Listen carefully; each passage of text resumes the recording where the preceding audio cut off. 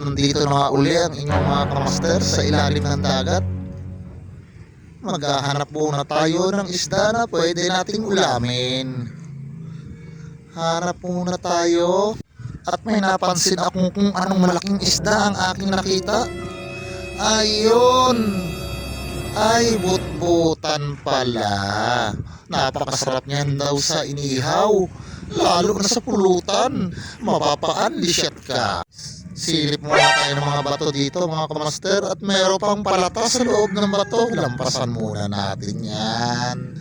Hanap muna tayo ng iba. At may nakita nga akong malitis na maliit. May gatas ka pa sa labi. Di mo na kita papanain.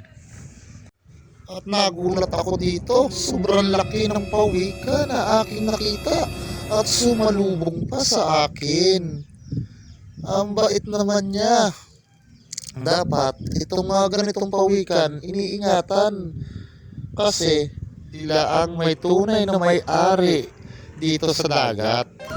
Atin silang ingatan.